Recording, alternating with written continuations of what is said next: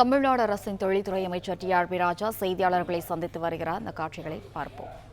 27 இப்போ கன்வெர்ட் ஆக துவங்கி இருக்கின்றன. இதுதான் மிகப்பெரிய ஒரு சாதனையாக எல்லா இந்தியா முழுக்க இதை உற்று நோக்கிறார்கள். இதுல 83.52 83.52% இன்றைய தேதி வரை ஜிம் 2024 அதாவது உலக முதலீட்டாளர் மாநாடு மூலம் கையெழுத்திடப்பட்ட இந்த திட்டங்கள் செயல்பாட்டுக்கு வந்து கொண்டிருக்கின்றன. இதுல மிகப்பெரிய விஷயம் என்னன்னா, இதை தாண்டி எல்லாமே செயல்பாடு வந்து கட்டுமானம் நடந்துட்டு இருக்கு. பல இடத்துல அந்த முதற்கட்ட வேலைகள் எல்லாம் வழங்கி இப்போ எல்லாரும் வேலைக்கும் போயிட்டு இருக்காங்க.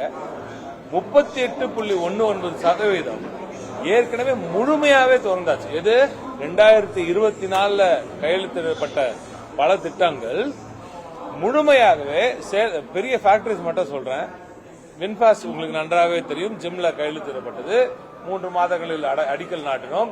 ஒரு 4-5 மாசத்துக்கு முன்னாடியே இந்த ஃபேக்டரி திறந்து இன்னைக்கு இந்திய அளவில் எந்த வின்பாஸ்ட் இந்த வின்பாஸ்ட் நிறுவனம் வரவே வராது, இவங்க சும்மா கதை விடுறாங்க, ஜிம்ல வந்து சும்மா கையெழுத்து போடுறதுக்காக கூப்பிட்டு இருக்காங்க, இந்த முதலீடு வராது, வேலை வாய்ப்புகள்லாம் மாறவே மாறாதுன்னு சொன்ன அந்த வின்பாஸ்ட் இன்று இந்தியாவின் 4th லார்ஜஸ்ட் செல்லிங் ஈவியா இருக்கு. 4வது இடத்துல இந்திய அளவில் அது விற்கப்படும் ஒரு கார்களில் வின்பாஸ்ட் 4வது இடத்தை பிடித்திருக்கிறது என்றால் இந்த ஸ்பீடு இருக்கு இல்லையா, இதுதான் நமது திராவிட நாயகன் நமது முதலமைச்சர் அவர்களின் இந்த திராவிட மாடல் ஆட்சிக்கான அத்தாட்சி. இந்த 38.19 வின்பாஸ்ட் இருக்கு. ஏன் டாடா ஜேஎல்ஆர் அதுக்கு பின்ன வந்தது. ஏன்னா ஜிம்மோட முதலீடுல தனியா போட்டது.